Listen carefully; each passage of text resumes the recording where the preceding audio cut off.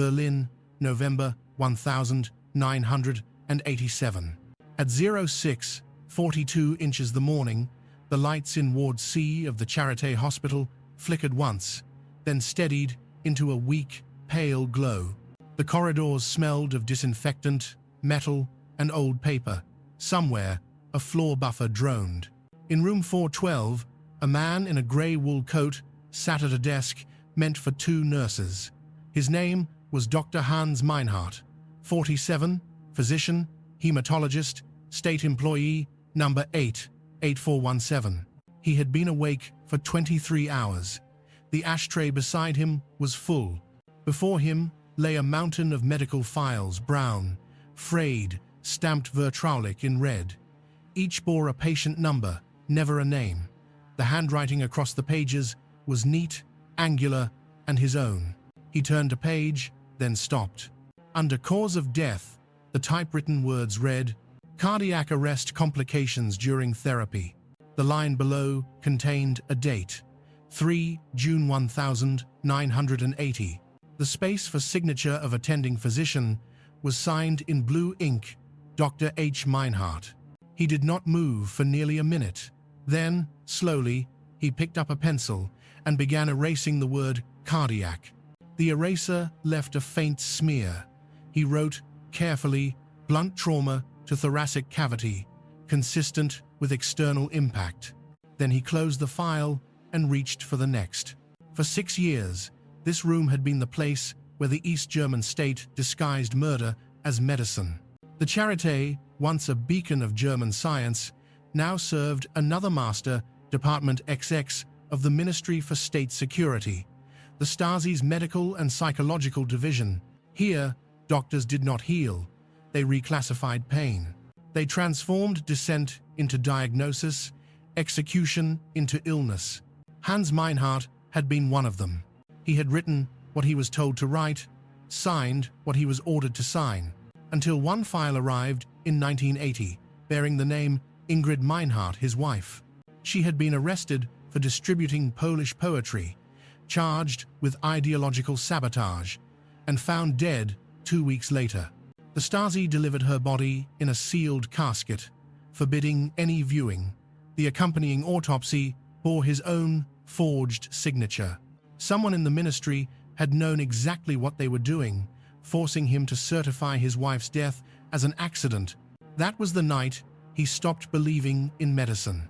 He did not flee, as others tried. He stayed, worked, waited. For 7 years, he played the loyal physician, the obedient bureaucrat, the man who never spoke. And every night, when the wards fell silent and the guards grew bored, he photographed the state's lies, 1 page at a time.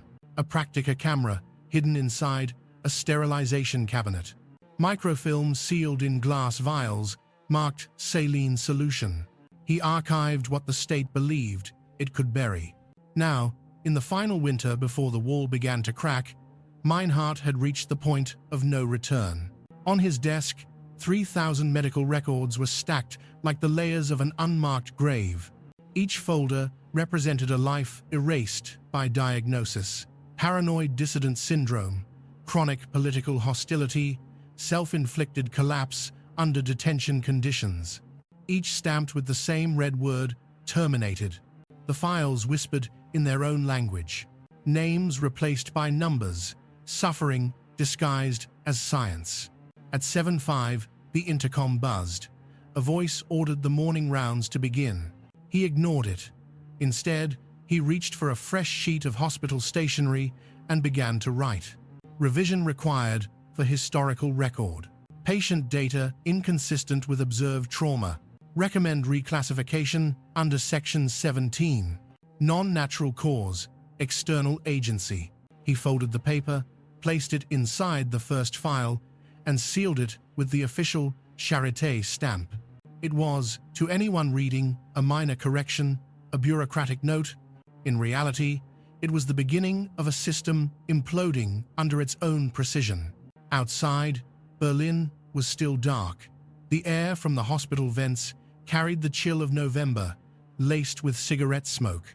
Through the frosted glass, Meinhardt could see the outline of the ministry building across the street, a grey block with no signage, only antennas and silhouettes.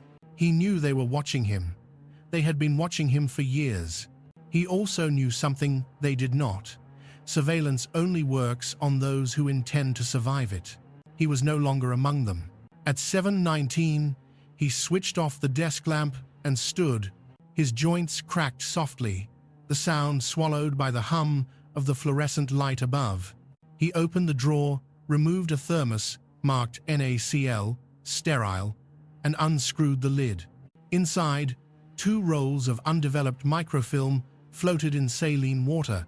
He placed the thermos carefully in his briefcase. By the time the day shift arrived, room 412 looked ordinary again. Files aligned, ashtray emptied, the scent of tobacco replaced by alcohol cleanser. Only one thing was different. Inside the cabinet, under the false bottom of the lowest drawer, a new folder had been added. Its label read simply, "Case Review, Pending." Dr. Meinhardt locked the door and walked down the corridor. His footsteps echoed softly against the tiled floor, then disappeared into the low mechanical hum of the building. Somewhere in the hospital, a nurse turned on the radio. The voice of a state announcer filled the air, calm, reassuring, hollow. The German Democratic Republic continues its progress toward a healthier, more rational society. Hans Meinhardt paused by a window, looking out at the colorless morning. The sentence lingered in the hallway like a diagnosis. He buttoned his coat, adjusted his glasses, and whispered something no one heard. "Then let's begin the treatment."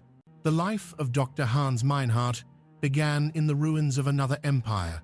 He was born in Leipzig in the spring of 1940, as sirens screamed above the city and the first bombs of the war fell on the Reich. His earliest memory, as he once told a colleague, was the sound of glass raining down from a shattered pharmacy window.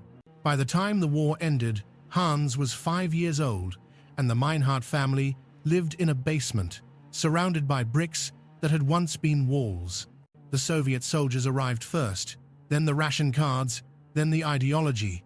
His father, a quiet man who repaired radios, was sent to a re-education program in 1948 and returned a different person, silent, obedient, allergic to opinion.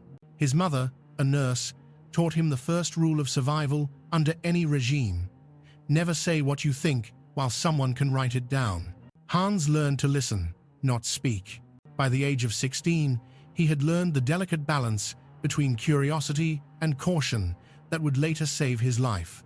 He studied chemistry and biology obsessively, partly out of fascination, partly because science seemed the only discipline untouched by politics.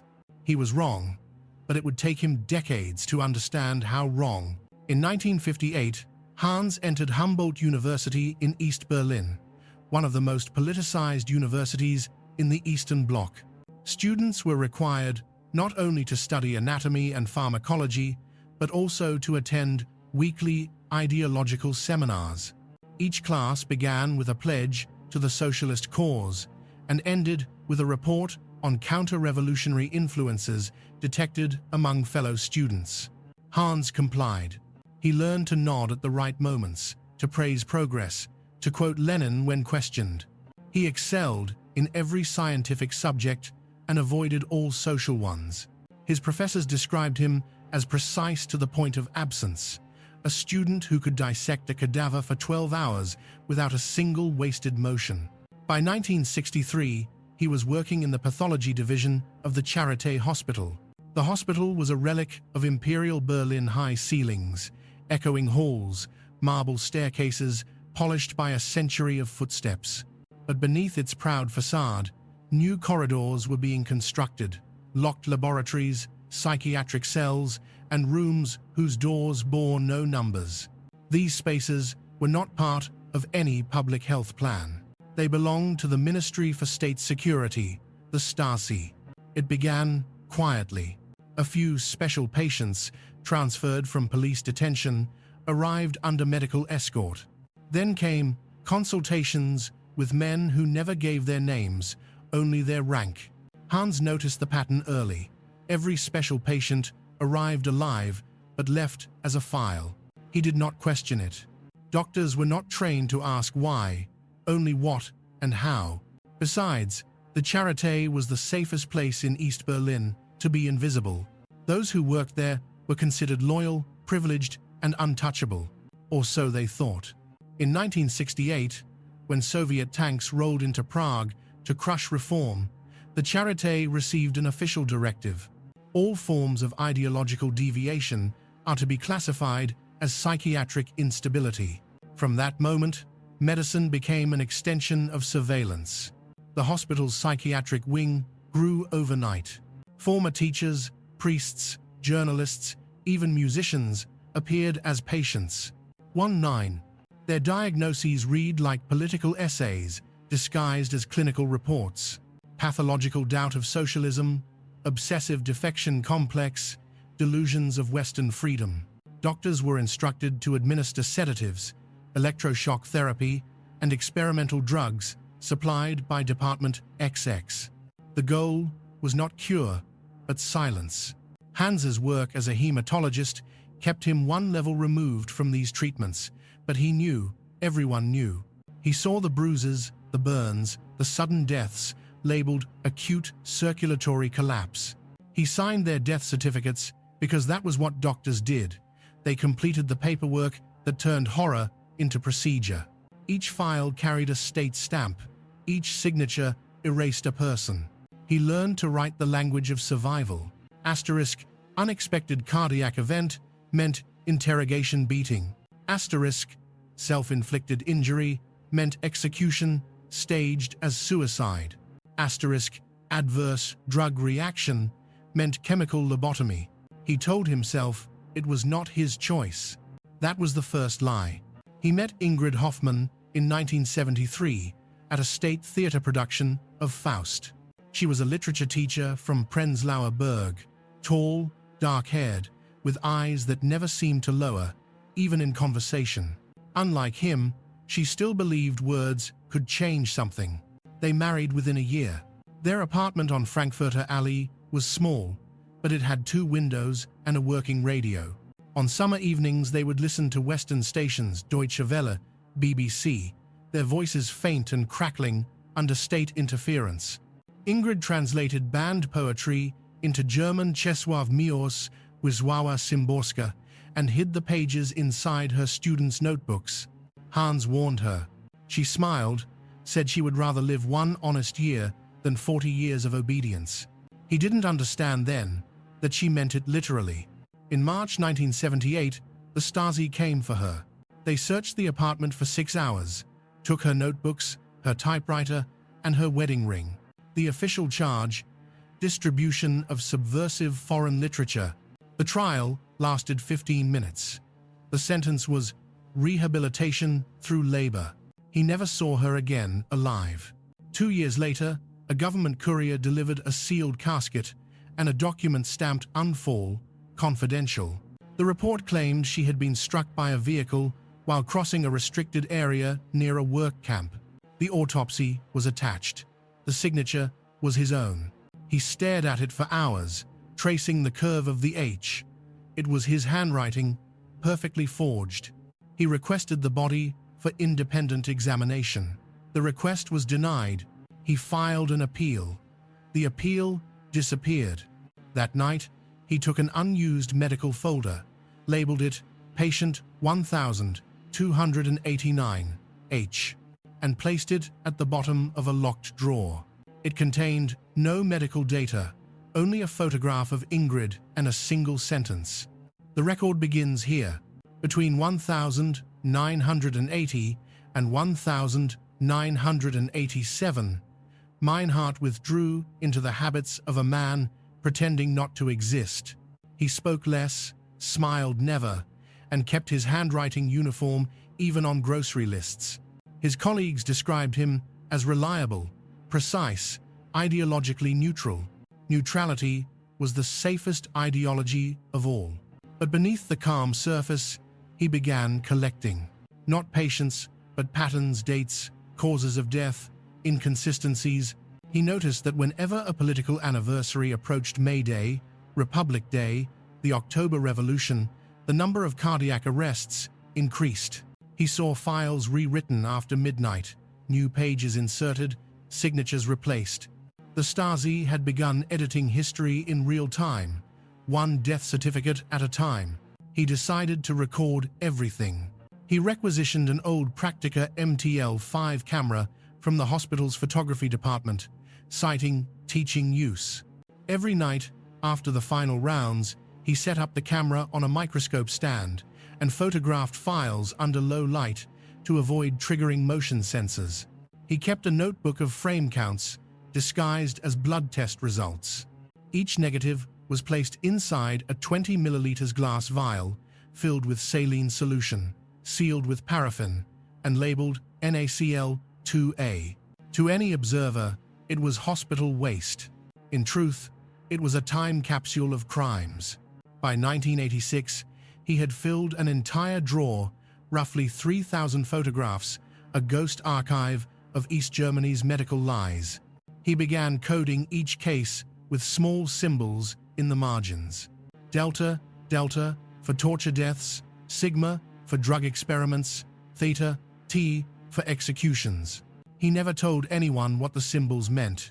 By the time the 1,980 seconds neared their end, Hans Meinhardt was no longer a doctor in any human sense. He functioned like a recording device, impartial, exact, cold. The human element had been excised from him, replaced by method. He rarely looked patients in the eye.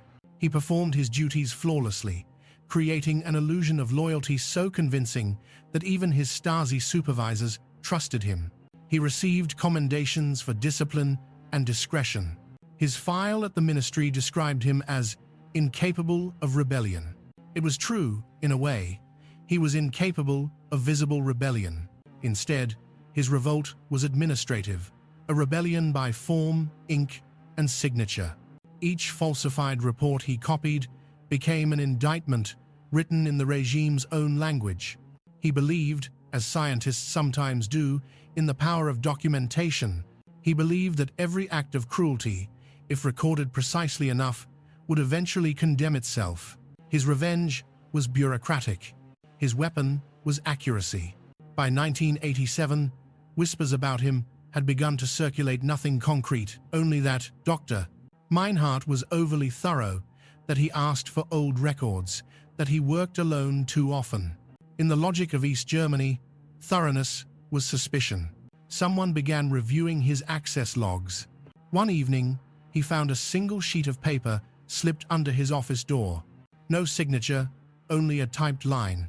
Be careful which truths you choose to remember. He burned it without reading it twice. But by then, his course was irreversible. He had already contacted a courier through the hospital's West German patient exchange program, a middle-aged nurse who smuggled medical samples across Checkpoint Charlie. Her name was Erika Hahn. She would later introduce herself as the archivist. She told him she had contacts in the West, human rights organizations, journalists who wanted proof of the Stasi's medical crimes. He believed her. In the spring of 1987, the first batch of his microfilm crossed the border inside a thermos of saline solution. It was labeled, for research purposes, pathology samples. For the first time in years, Hans allowed himself to think the word escape not from the country, but from silence itself. In a personnel evaluation dated October 1987, one of his supervisors wrote, "Dr. Meinhardt remains a stable, apolitical asset, shows no signs of ideological drift. Recommend continued trust." The document was signed by Colonel Vogel, Department XX. Below the signature, in faint pencil, a single notation appeared, not in Vogel's handwriting: "Case review pending." He had already begun the operation that would dismantle the very system that had built him, not with guns or speeches, but with ink, symbols, and silence. By winter, the walls of the state would still stand, but their foundations made of paper had already begun to rot. The archives of the Charité Hospital were not simply a library of medicine. They were a reflection of the German Democratic Republic itself, vast, meticulous, and terrified of its own memory. In the basement beneath Building 17, behind two sets of reinforced doors, the hospital stored more than a century of medical records. On paper, it was the central repository for health oversight. In practice, it was a cemetery of names that had been replaced by numbers. No one entered the inner room without authorization from both the Chief of Medical Services and the Stasi Department XX liaison officer. Each visitor signed 2 logs, one for the hospital, one for the ministry. The doors were guarded by 2 men in grey uniforms who smoked constantly and said nothing. Dr. Hans Meinhardt knew every corner of that place. He had walked those halls for 20 years, but always as a physician, never as a trespasser. Now, every step he took was an act of espionage, disguised as routine. The archive air was cold and metallic. Fluorescent lights hummed overhead, buzzing with faint static. The room smelled of ink, disinfectant, and the damp breath of old paper. Cabinets lined the walls like soldiers at attention, each marked with codes. P421, Psychological Compliance Reports. M178, Mortality Logs. S54, Sedation Experiments. Each cabinet represented a category of human suffering rearranged into bureaucracy.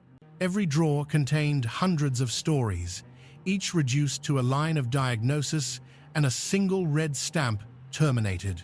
To the regime, this was order. To Meinhardt, it was anatomy, the anatomy of a state dissecting itself. He began his visits under the pretext of research. He requested permission to cross-reference mortality data for an upcoming medical conference in Warsaw. The authorization was granted automatically. The Stasi trusted him. Inside, he worked slowly. Each visit lasted no more than 40 minutes. He memorized the structure of the locks, the rhythm of the guards' movements, the timing of their smoke breaks. Every detail mattered. By early autumn of 1987, he had drawn a mental map of the entire archive, where the keys hung, where the cameras pointed, which sections remained dark when one bulb failed. The corridor between cabinets M178 and M183 was a blind spot. It was there he decided the operation would begin. Every Thursday, at precisely 18:30, Colonel Walter Vogel arrived to inspect the records.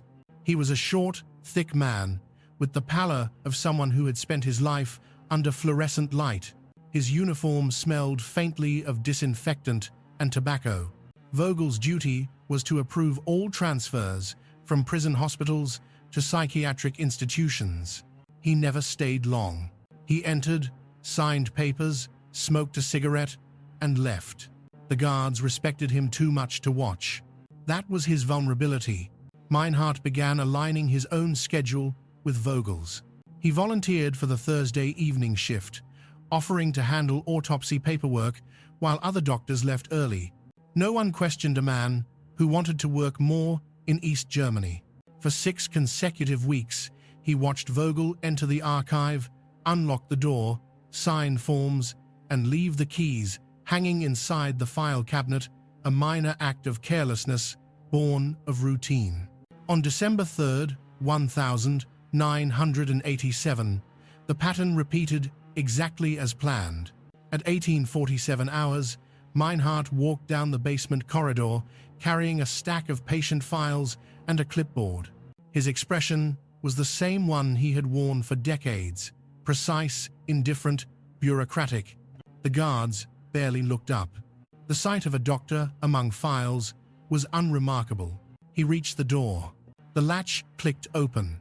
Inside, the air was cooler, heavier, almost still. Rows of cabinets stretched before him like a forest of metal trunks. He moved with practiced slowness, counting his steps. He stopped at the section marked M178, Mortality Logs 1976, 1983. He set the clipboard on the floor, reached into his coat pocket, and withdrew a small Praktica MTL5 camera fitted with a 50mm lens. He exhaled, steadying his hands. The light was poor, but sufficient. He began to photograph. Each page, each signature, each date. The camera shutter clicked softly, chick, chick, chick. The sound blended with the low hum of the ventilation system. For every folder he opened, he replaced it exactly as found. He shot with methodical precision, never more than 10 exposures per roll. Every 20 minutes, he replaced the film with a fresh roll hidden inside a folder labeled Blood Tests, Routine. At 1932, footsteps echoed down the hall. He froze. A guard's voice murmured something, laughter, then retreat. The door closed again. Meinhardt continued. He began to notice patterns in the documents. Stasi officers loved consistency. It was their superstition. The phrasing repeated itself. Asterisk patient, expired during observation. Asterisk treatment, unsuccessful due to pre-existing condition. Asterisk subject exhibited resistance to rehabilitation methods. It was a litany of euphemisms, bureaucratic poetry for cruelty. But hidden between those lines were irregularities. Some signatures were missing. Some forms carried ink, not from hospital pens, but from typewriters used in ministry offices. The lies were visible to anyone who knew how to read paper. He took notes in his pocket diary, disguised as blood sugar readings. To a doctor, numbers were a language. To Meinhardt, they had become coordinates in a map of guilt. That night, he smuggled the exposed microfilm out of the hospital inside a thermos marked NaCl solution 2A. It was standard practice to transport medical samples to external laboratories for calibration, so no one questioned it. The thermos reached Erika Hahn, the archivist, through a courier route used by humanitarian doctors. She accepted the parcel with gloved hands, thanked him, and promised transmission through the West Berlin Human Rights Office. He watched her leave through the fog of Alexanderplatz. Her silhouette dissolved into the crowd. For the first time in years, he felt something like relief. A single sentence crossed his mind, clinical and cold. The patient shows initial signs of recovery. In the weeks that followed, Meinhardt continued his infiltration. Each Thursday, another set of negatives disappeared across the border. He refined his system, each folder photographed twice, one copy kept as backup. He coded every batch using his personal symbols, ensuring that even if the film were intercepted, only he could interpret it. Delta for direct violence, C for drug trials, theta for executions disguised as disease. He also began altering living documents, inserting subtle inconsistencies into existing files. Wrong dates, mismatched autopsy numbers, identical signatures on different forms. If anyone tried to reconstruct events later, the contradictions would expose themselves. He was building a virus made of information, a self-destruct mechanism for the ministry's truth. But nothing in East Germany stayed hidden forever. By late January 1988, the head nurse of Ward C noticed irregularities in supply logs. Too many saline vials had been signed out by Dr. Meinhardt. The matter was reported quietly to Department XX. A week later, his phone began to click during conversations.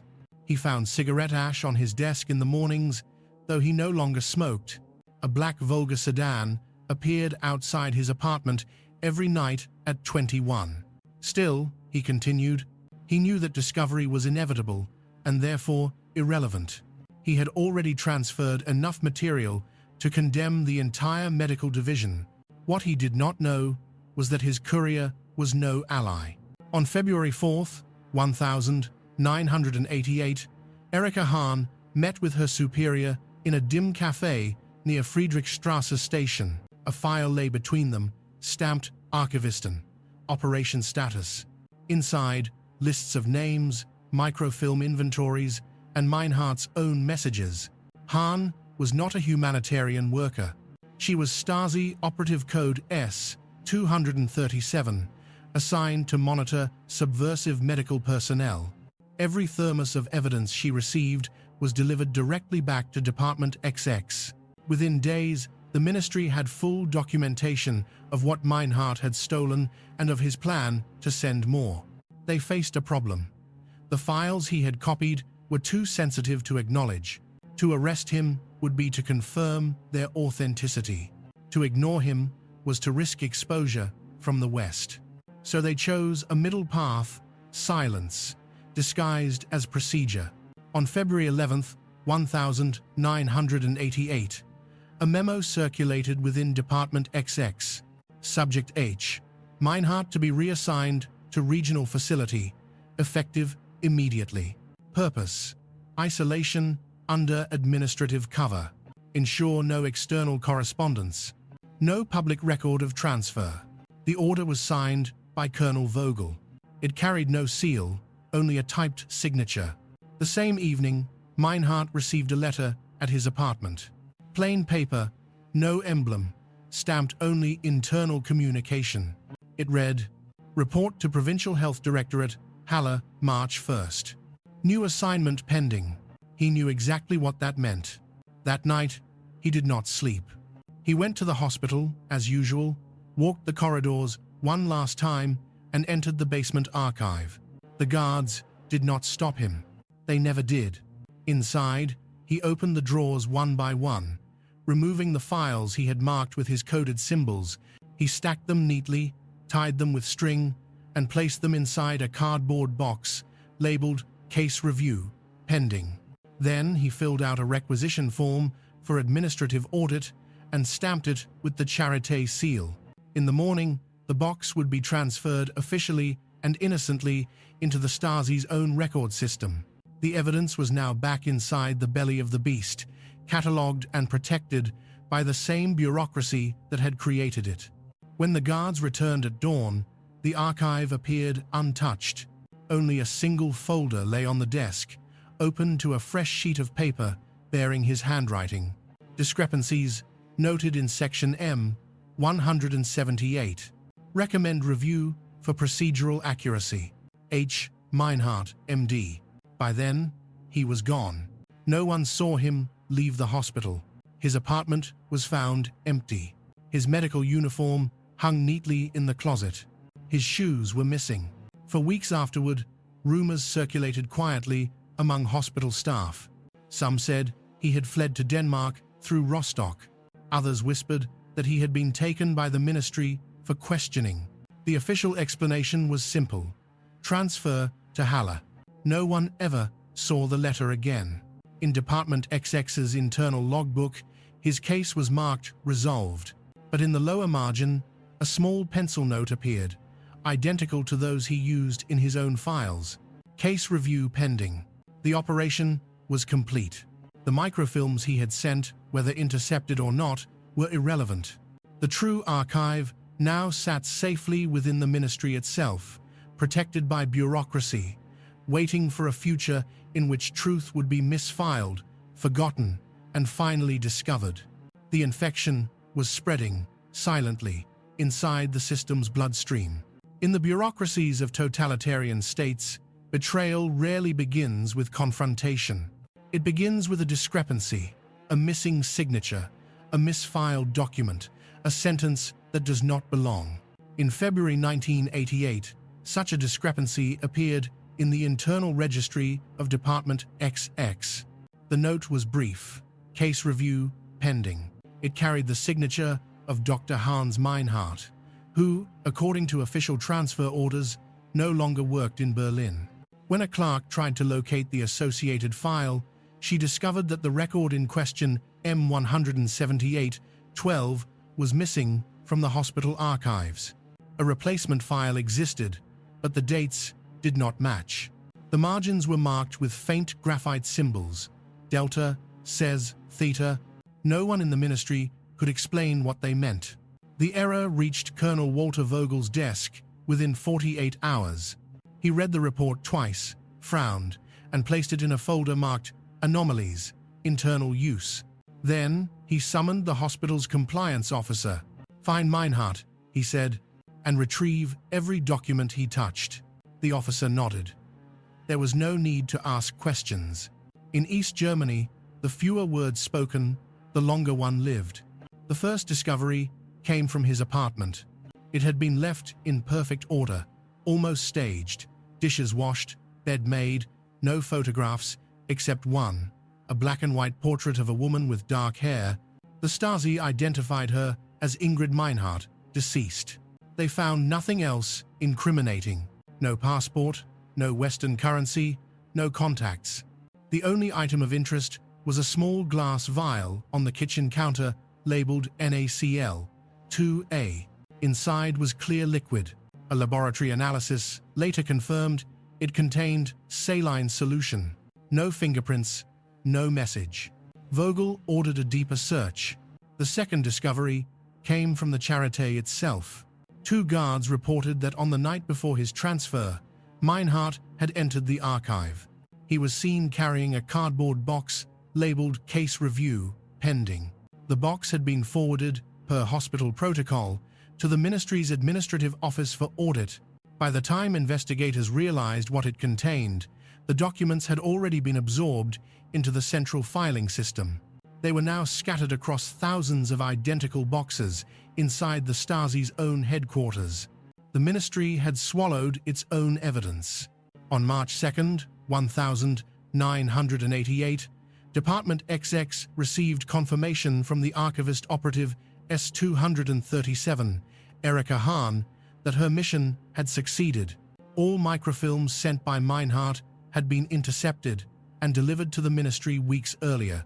Vogel's office held them now, undeveloped, stored inside thermoses identical to those used for medical transport.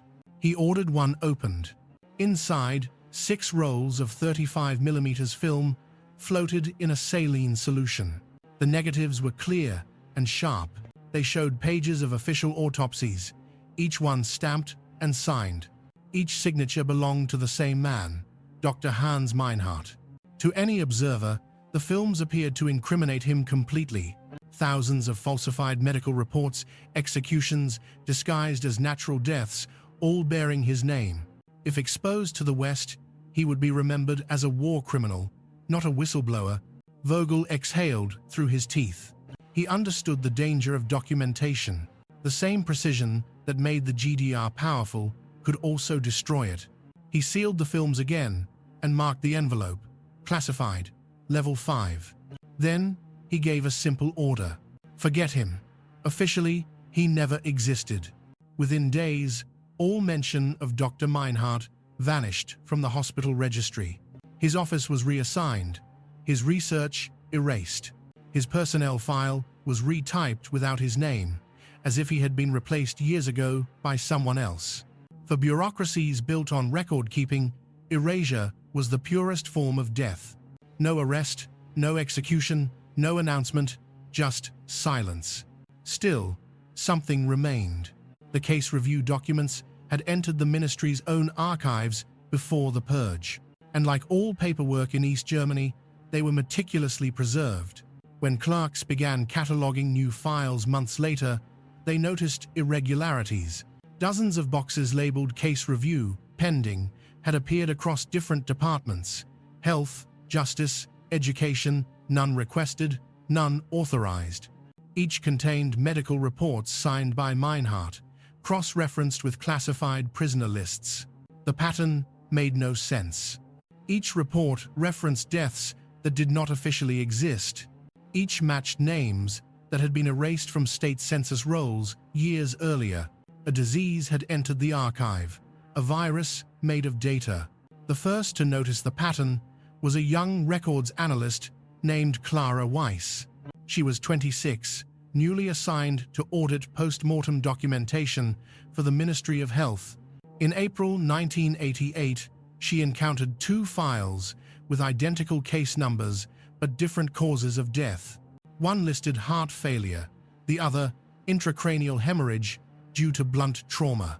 Both were signed by the same Dr. Meinhardt and dated the same day.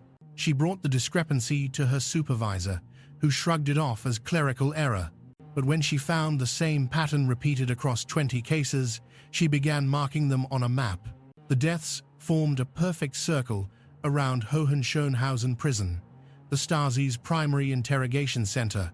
By June, she had documented over 200 such cases, all linked to Meinhardt's signature, all stored in boxes labeled Case Review, Pending.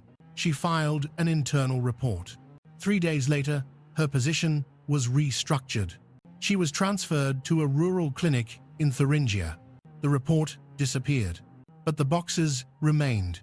As the summer of 1988 unfolded, quiet unease spread through Department XX. The more they tried to contain the files, the more inconsistencies appeared. Each attempt to erase one document revealed two more. Archivists whispered of ghost paperwork forms that reappeared after being shredded, reports that cross-referenced themselves, death certificates attached to living people. The ministry's own system began to choke on duplication. Vogel ordered a full internal review. For 6 months, officers worked nights, recataloguing every medical record from 1970 onward. By the end of the year, more than 2,400 cases showed identical irregularities, all tied to Meinhardt, all impossible to explain without exposing the truth. It was no longer a human problem. It was a systemic infection. In January 1989, Colonel Vogel was found dead in his office at the ministry. The official statement cited hypertension complications. His autopsy, conducted at Charité, was signed by an unfamiliar name, Dr. A. Richter. On the last page of Vogel's personnel file, an annotation appeared in the margin. Discrepancies noted in section M 178. Case review pending. Infos. The handwriting was not Richter's. It matched samples from Meinhardt's earlier reports. In the final months of 1989, the GDR began to fracture. The Berlin Wall trembled under the weight of its own lies. Citizens stormed the local Stasi offices, seizing records before they could be destroyed.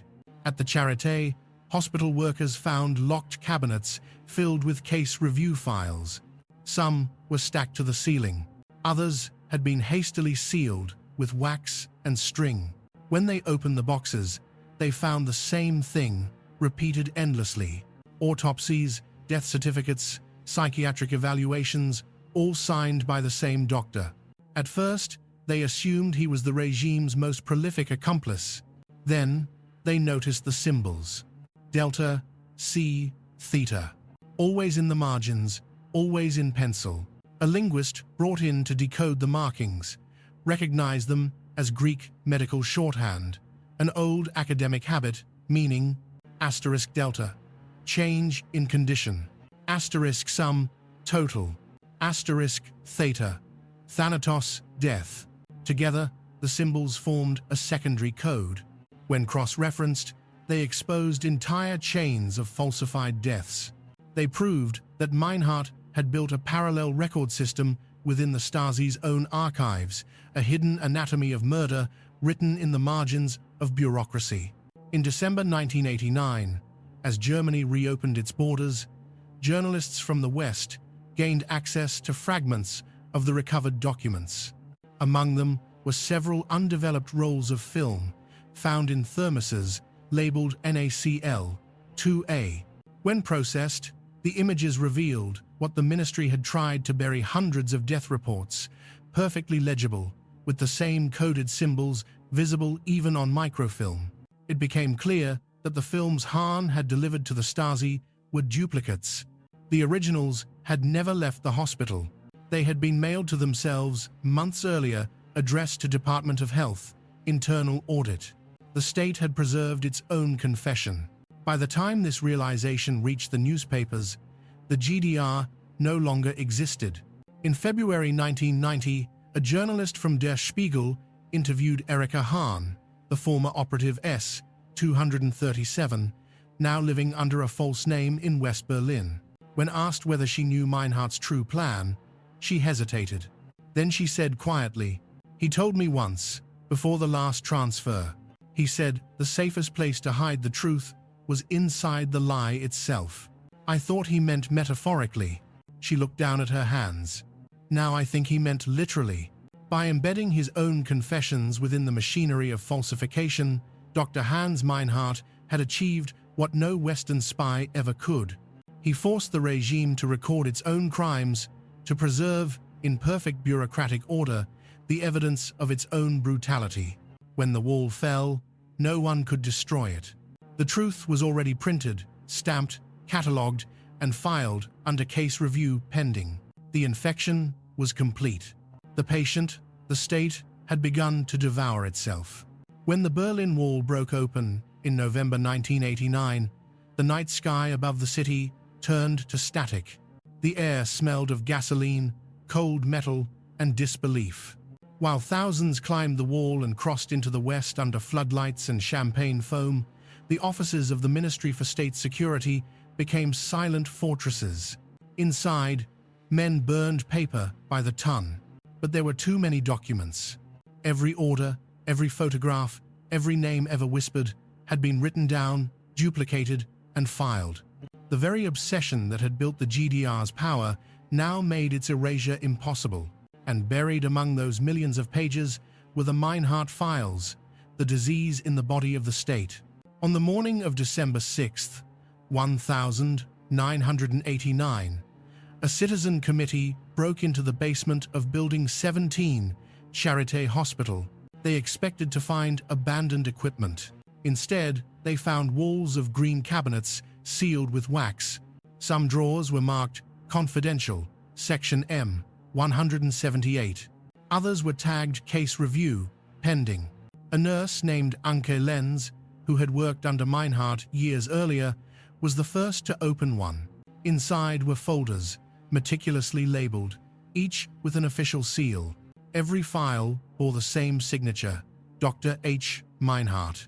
At first, the group assumed it was evidence of collaboration, a doctor complicit in the regime's medical crimes. Then they noticed the pencil symbols in the margins, delta, ses, theta. A former medical student among them recognized the code. "These are notes," she whispered. He wasn't lying for them.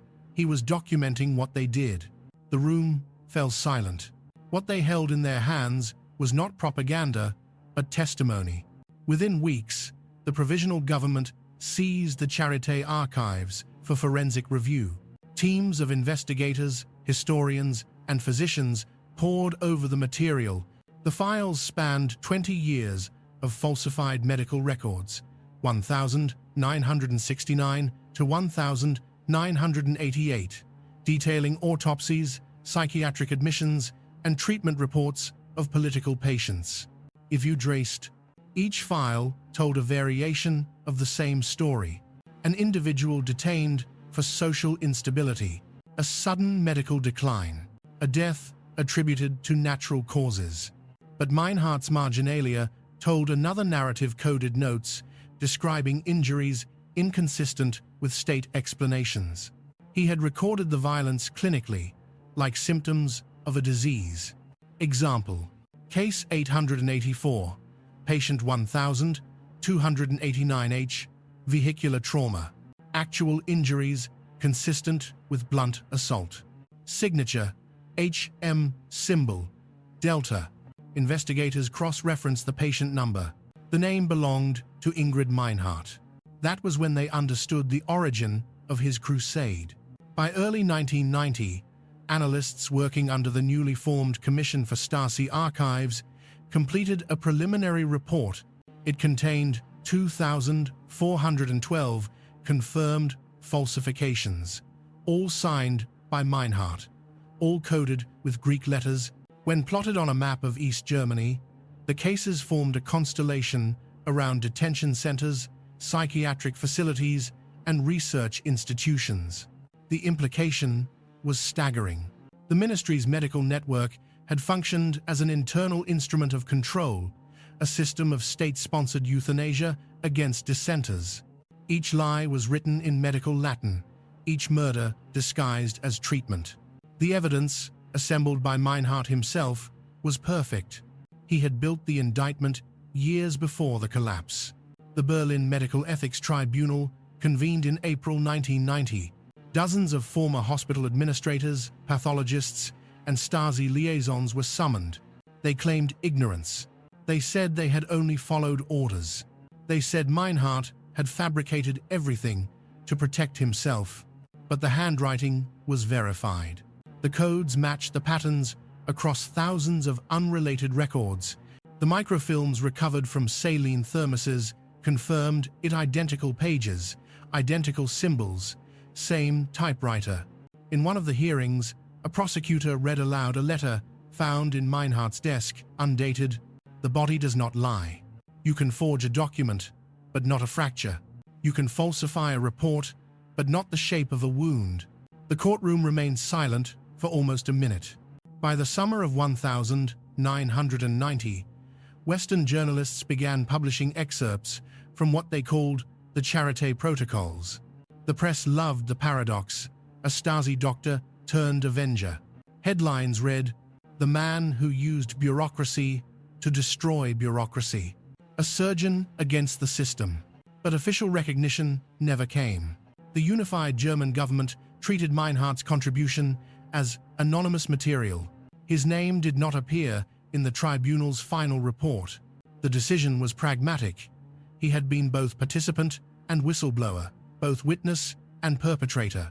To honor him publicly would blur the line between guilt and redemption, and Germany, newly reunited, craved clarity. So his name was buried again, this time beneath the weight of political convenience. In August 1991, during a final audit of the ministry's archive, a technician discovered a sealed envelope inside Cabinet M183. The envelope was marked to be opened upon review completion. Inside was a single, handwritten note and a photograph. The note read, "Every wound leaves a record. The body never lies. Only the state does." The photograph showed a hospital corridor, dimly lit, empty, a date stamp at the corner. 11 February 1988, the night before, Meinhardt vanished. No one ever confirmed his fate. Some said he escaped through Rostock, hidden aboard a Danish cargo ship. Others insisted he was executed in secret, his body buried in one of the unmarked graves near the Oder River. No record of death exists, but fragments of his handwriting continued to surface. In 1993, a nurse sorting old files in Magdeburg found a medical form signed H. Meinhardt, dated 6 months after his disappearance. It contained only one line under diagnosis: morbus veritatis, the disease of truth. The handwriting was faint, as if written with a trembling hand. Meanwhile, the Stasi's administrative network, stripped of secrecy and supervision, collapsed under the weight of its own documentation. Millions of citizens demanded access to their files. People lined up outside archive buildings, holding identity cards, waiting to read what the state had written about them.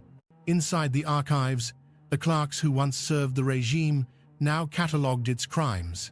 The paper dust hung thick in the air, the smell of ink mixed with mildew and sweat. One archivist described the feeling in her diary. "We were not opening boxes. We were exhuming a corpse, the corpse of a country." The Charité documents became central to several trials against former medical officers. Many of them broke down on the stand when confronted with their own signatures, the coded marks they had never noticed. They realized that the man they had once trusted to falsify their crimes had been recording them all along. When forensic analysts digitized the Meinhardt files for preservation, they noticed something strange. The placement of his symbols, delta, se, theta, was not random. When plotted across the pages of each year, they formed a geometric sequence. The pattern resembled an electrocardiogram, the rhythmic spikes of a heartbeat. It was as if the archive itself were alive, as if he had hidden a pulse within the paper. Later, one historian wrote, "He treated the state like a patient diagnosed its sickness, documented its symptoms, and left behind its autopsy." By 1995, the The Charité protocols were made accessible to researchers under strict supervision. Thousands of pages remain classified to protect medical confidentiality. Among the declassified material, one sentence appears repeatedly in Meinhardt's marginal notes.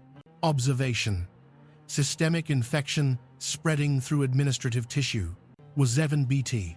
He had described the regime as though it were a living organism, one whose immune system, its bureaucracy, had turned against itself. His plan had not been to expose the Stasi to the West, but to make it collapse from within. By corrupting its archives, he infected the one thing the ministry could not live without: its own records. The disease was perfect, unstoppable, self-sustaining. In the renovated Charité building today, the basement archive is open to the public. Visitors move quietly through aisles of metal shelves under soft, fluorescent light. On one of the shelves, behind a pane of glass, rests a metal thermos labeled saline solution, 1987. Inside are 6 rolls of microfilm, never developed. Next to it, a plaque reads, "Recovered artifact, source unknown." Most visitors pass it without noticing, but those who stop feel the air grow heavier, as if the metal itself remembers what it contains. Under the light, the label glows faintly. The ink has begun to fade, but one can still make out the letters. H. Meinhardt. A decade after the fall of the wall, historian Dr. Clara Weiss, the same analyst who once mapped the pattern around Hohenschönhausen, published an article in a medical ethics journal.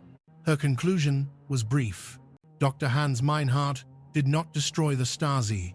He merely reminded it that no organism survives after rejecting its own truth. In that sense, his work was not sabotage. It was treatment, Meist. And somewhere, in an unopened file or an unmarked grave, the doctor who had learned to weaponize paperwork against tyranny remained silent. His cure had worked too well. The state he dissected never recovered. Berlin, 2001. The Charité stands renovated now, its facade glass and steel, its corridors white and antiseptic again. The walls have been scrubbed clean, but the silence remains. Visitors walk through the public archive, where the old basement used to be, the air dry, the light too bright. Behind one pane of glass, a single object rests on display, a metal thermos, dented, capped with rust, its label nearly unreadable. It says saline solution, 1987. The note below it identifies it as Artifact 412B, origin unknown. The thermos has never been opened. The film inside, preserved for decades in its chemical brine, remains undeveloped. No one has dared to touch it. Not because of radiation or disease, but because of reverence. It has become a relic, the final heartbeat of a vanished country. 1. The last witnesses, the survivors of the old regime, are old themselves now. Some still refuse to speak. Others cannot stop. One former nurse who once worked under Meinhardt gave an interview in 1999. Her voice trembled as she said, "He was polite, always precise. But when he signed a document, his hand shook not from fear, but from memory. It was as if every signature carried a ghost." Another former officer, now dying of cancer, said to a reporter, "You think he fought us? He didn't. He just showed us what we were." The Charité protocols have been digitized now. Historians scroll through the images on glowing monitors. Thousands of pages filled with perfect handwriting, margins annotated with those same cryptic Greek symbols. Every line of text remains legible, every falsified death now framed as evidence. Somewhere within the digital index, one can still find his final signature. It appears on a page from early 1988, the last file he ever wrote. Case 322. Transfer approved for observation. Note: observation complete.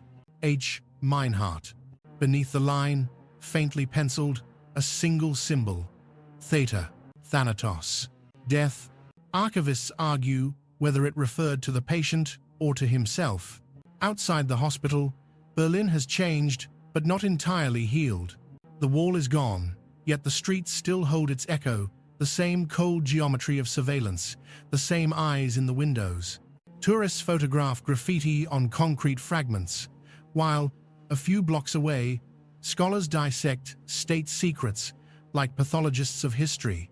On rainy evenings, the city still smells faintly of damp paper and tobacco.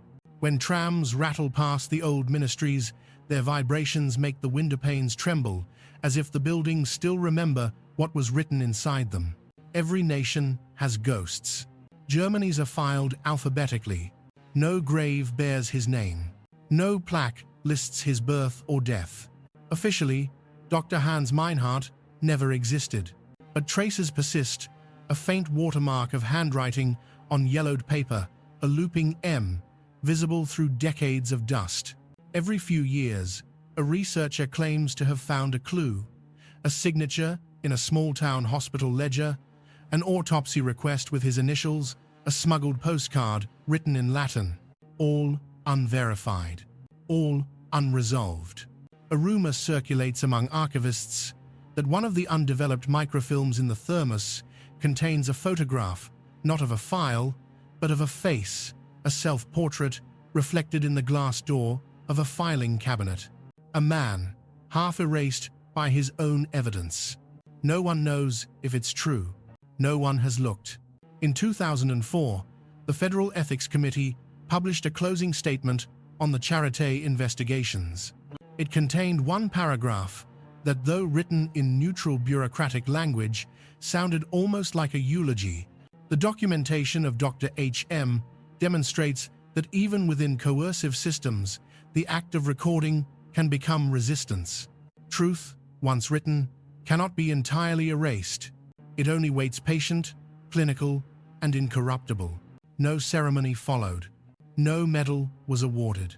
The report was filed under Section 17, Archival Reference. The case was marked closed. Sometimes, late at night, when the cleaning staff moves through the archive halls, they claim to hear a faint rustle, like pages turning themselves. The sound echoes softly between the metal shelves. No one investigates. The archivists say it's just the air conditioning, the sigh of old paper expanding and contracting with humidity.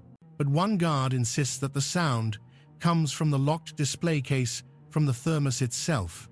He says that if you listen closely, you can hear something inside shifting, like film unwinding underwater. He has stopped taking the night shift. History remembers revolutions for their noise gunfire, speeches, walls collapsing, but this one ended in silence. No bullets, no riots, just ink, and the quiet hum of fluorescent lights reflecting on paper. Dr. Hans Meinhardt's war left no ruins, only files. Each page is a wound that never closed, a scar in the handwriting of a nation. He never sought forgiveness, and none was granted. He did not survive the system. He outlasted it. Today, the undeveloped film still waits emulsion, sealed in saline, memory suspended in chemical sleep. It may never be developed. Perhaps it shouldn't be, because in the end, his greatest act was not revealing the truth, but ensuring that it could never again be buried. He treated a country like a dying body, one historian wrote, and in doing so, he taught it how to die honestly. Video 50's self. And with that, the record ends. The last page is blank. Only a faint watermark remains, a symbol drawn in graphite, the same one he used for every final diagnosis. Theta, death.